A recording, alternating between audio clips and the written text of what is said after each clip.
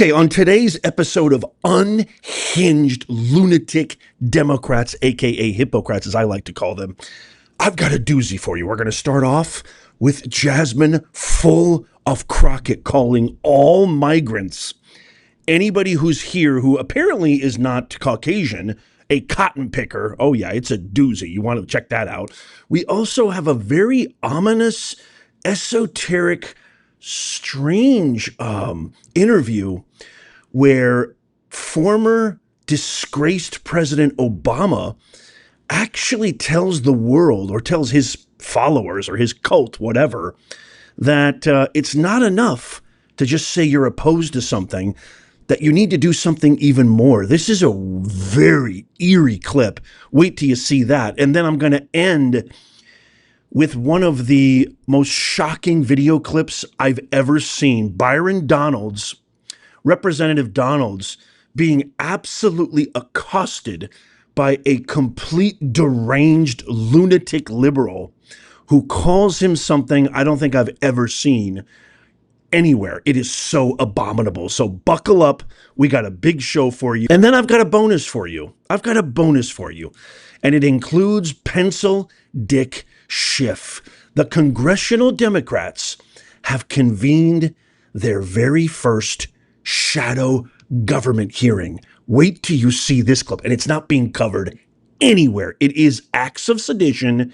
It is nothing short of treason, period, full stop, end of story. We need to make this video go viral. Share this with everybody. But first, we got to start off with Jasmine full of Crockett, who literally calls anybody who's an immigrant. My parents were immigrants. 2 PhDs, worked their butt off, didn't earn their citizenship until 15 years after, earned it the right way through, as Tom Homan calls it, ports of entry, systems and processes, the legality of becoming a citizen, which is earned citizen, not the way Biden and Kamala Harris wanted it. Crockett calls all immigrants cotton pickers. You heard that right. And I've got video proof. Watch this. So I had to go around the country and educate people about what immigrants do for this country, or the fact that we are a country of immigrants. Right. The fact is, ain't none of y'all trying to go and farm right now. Okay, so I'm lying. Raise your hand. You're not. We done picking cotton. We are. You can't pay us enough to find a plantation. I know that's right. My word. Is there any semblance of intelligence residing in this woman's body at all? Is there any molecules of critical thinking roaming around that cavernous, empty shell called her cranium at all? She's at a Baptist church, by the way. Let me give you some context. And you can almost hear the people, the churchgoers saying amen to that. I mean, she's at a Baptist church saying all immigrants are farmers and cotton pickers. Need I say more? By the way, we still have no update on the charges that were filed when she assaulted that reporter when I did that video. A lot of you guys helped by reaching out to the Washington, D.C. city attorney, but we still have no word. I will keep you updated as soon as I hear, because we all know, you and I both know, this woman belongs behind bars. Okay, in our next clip, I say disgraced former President Barack Obama because a lot of you guys, if you've been with me since the beginning, he carried probably a lot of influence prior to this election cycle, but due to his, I don't know what, his laziness, he's got problems with his marriage. I don't know. Maybe he's lost a little bit. He's lost his edge. He's lost his ability to inspire. If you forget, there was that viral clip that we did a video on where he essentially told all black men, you need to step up. I'm talking to the brothers, to quote him. Then he lazily, in the probably the defining moment of him losing all credibility, all dignity whatsoever, completely lambasting his legacy, actually perpetuated the day before the election in a rally perpetuated the Charlottesville, they're both sides have good people hoax, when it's been debunked over and over and over again. Well, I'm going to play for you this clip, which to me sounds like a threat or possibly some kind of a galvanized, encouragement to engage in violence. Watch this. All of us to fix this. It's not going to be because somebody comes and saves you. The most important office in this democracy is the citizen, the ordinary person who says, no, that's not right. It has been easy during most of our lifetimes to say you are a progressive, or say you are for social justice, or say you're for free speech, and not have to pay a price for it. And now we're at one of those moments where, you know what, it's not enough just to say you're for something. You may actually have to do something and possibly sacrifice a little bit. I don't know about you guys, but that just sounds not only pathetic, but it sounds like a blatant call to action.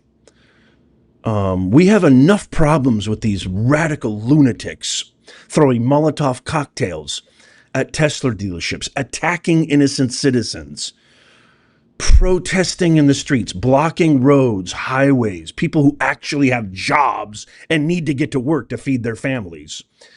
It's bad enough we have such a stark contrast and a ironclad division that almost seems impenetrable. But then you got this disgraced, probably one of the pioneers. A lot of people would think, let me know in the comments what you think, that Obama was the start, was the beginning of this major cancel culture, divisive kind of atmosphere, saying it's not enough to say you're against something. We don't have any principles, the Democrats are saying. We don't have any track record. We don't have any achievements. We have the lowest approval rating ever. So now we have to literally take to the streets. Now we have to fight. You got full of Crockett saying this. You've got Ayanna Pressley saying this, Schumer saying this, Pelosi, all the usual suspects, AOC, et cetera, et cetera. We're going to shut down the city. Obama was supposed to be the voice of reason, wasn't he? Wasn't he supposed to be the dignified sort of father figure of this party? It's not enough to say you're opposed to something. Now you have to sacrifice. It's not enough that you're struggling every day. It's not enough that we didn't have closed borders. It's not enough that all your tax dollars are being spent overseas. It's not enough that you're not getting a job because you're white, because that's what DEI is. DEI is didn't earn it. It's bad enough that these woke policies have ruined commerce, have ruined the free markets. No, now you have to sacrifice because we hate Trump so much. Wow. I mean, this party is being ripped apart at the seams from within, and it is tragic. You've got Jon Stewart and other voices like Bill Maher saying, I'm sick and tired of this crap. You guys are fully gone bat beep crazy. Let me know what you think in the comments down below. I'm appalled by this and the implications of what former President Obama just said, but I can't wait to hear what you think. Okay, I'm going to give you a little bit of a warning here, a little trigger warning. This video is a little bit graphic, and what you're going to see is you're going to see a radical progressive protester essentially assault Byron Donalds, Representative Byron Donalds, with the most heinous language imaginable in an unhinged meltdown. Watch this. As a member, hang on, I'm sorry, ma'am, but as a member of Congress, because I was just in D.C. on Monday for trans-day visibility, and I would like you, as a member of Congress, to rise up and support LGBTQ plus youth and stop this fucking insane attack on our children who know who they are. Number one. Number one. No. Of course you're not, because you're a fascist. You're a trace. You're a race traitor, and you are a fascist. I asked you a question. Says you want to do so. I said I don't agree, and then you start yelling at me. You call me a fascist. You call me a race traitor, and you want me to agree with you? What are you talking about, ma'am? I'm a constitutionalist. Ma'am, I'm a constitutionalist. I believe in freedom and liberty for everybody. I believe in the U.S. Constitution. I believe in everybody's freedoms and rights. But if I don't agree, but hold on. But when I don't agree with you, then all of a sudden I'm a fascist. That's what's wrong. If all you want to do is yell and scream and curse when I don't agree with you, I'm sorry, ma'am. You are now in the 20% of America. You don't need to worry, because you will never get my vote, and you don't live here. I'm going to be your governor. Trust me. No, you're not. No, you're not. Oh, yes, I am. Okay, so there was a lot going on there. Obviously, that woman was a, radical, extreme leftist, but she called Byron Donalds, an African-American, a black man, a race traitor, which a lot of people would say that is sort of a euphemism for basically what she really wanted to say, the N-word. But Byron Donalds kept his cool, and I hope he becomes governor of Florida. I think he would be an amazing governor of Florida. But, we're recognizing the pattern here. This derangement that has infected our land. It started with cancerous DEI woke ideologies, and it's not just the actual substance, or I should say lack of substance in DEI woke policies, but the real danger is the media apparatus that's promoted this. The indoctrination camps called universities that harbored and spawned this.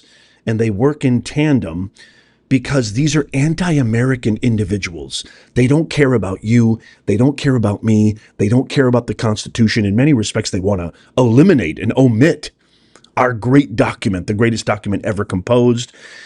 And more importantly, they want to defy the will of the people. The people have spoken in a very democratic, constitutional way, resoundingly on November 5th, 2024. So all of these people, all these elected representatives, and the ones I'm going to share with you right now, are defying us, the will of the people. Trump won resoundingly in a mandate, all swing states, the popular vote. The first time a Republicans won the popular vote in God knows how many years. I don't even know how many years. It's a long time. And they're defying the will of the people. Isn't this supposed to be a government of the people, for the people, by the people? So what are you doing? What are you propagating? What are you marketing? What are you promoting? Why are you promoting hate?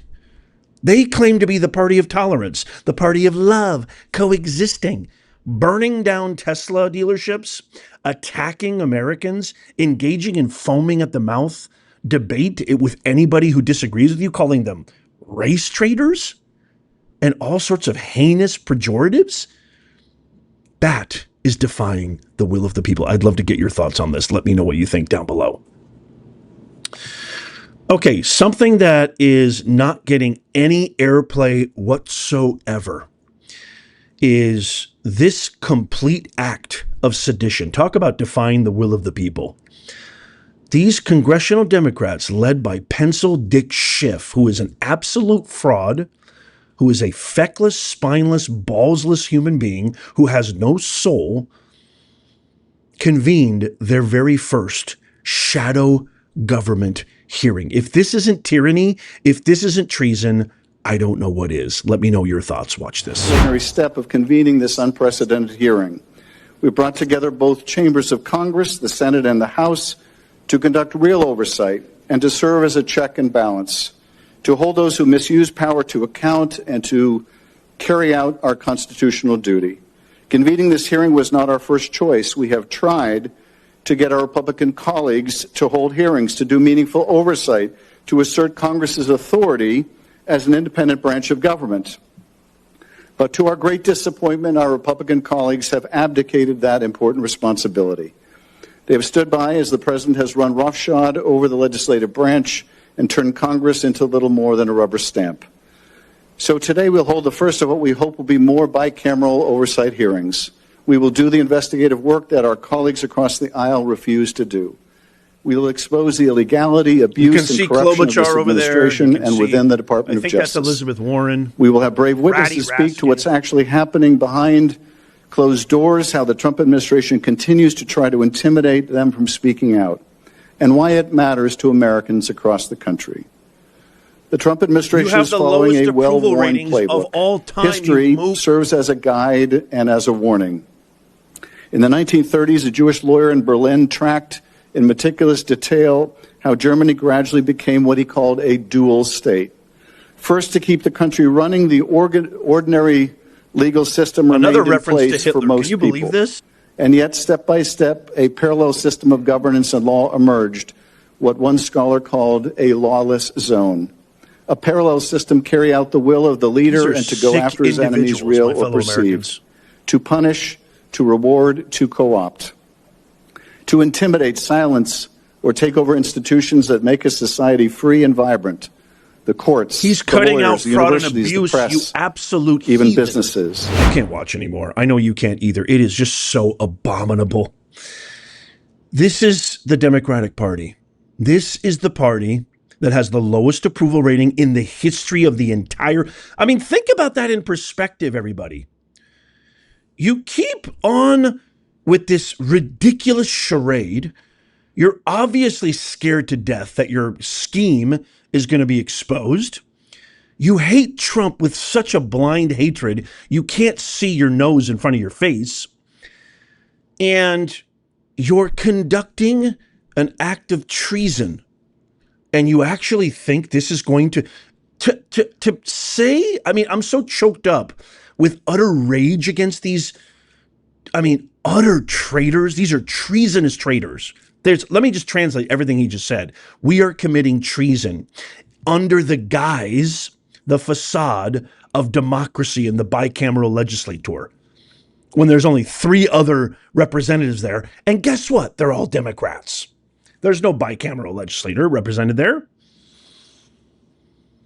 You actually think this is going to help your cause? Do you have anybody? It's obviously not Obama. Do you have anybody? Maybe it's Stephen A. Smith. I hear there's rumors he's thinking about running. I think he's their greatest opportunity, greatest hope to launch any kind of comeback whatsoever. I would encourage Stephen A. Smith to run, even though I'm not a fan of him. I'm not a fan of his ideologies. I'm not a fan of his philosophies. I'm not really a fan of him at all. But that's how desperate this party has become. People have spoken, you empty-headed lunkhead mooks. The people are sick and tired of you. Your approval rating is lower than Ebola. People approve of Ebola more than you. That's a fact. Look it up. And now you're creating and forming a shadow government to try to stop the will of the people?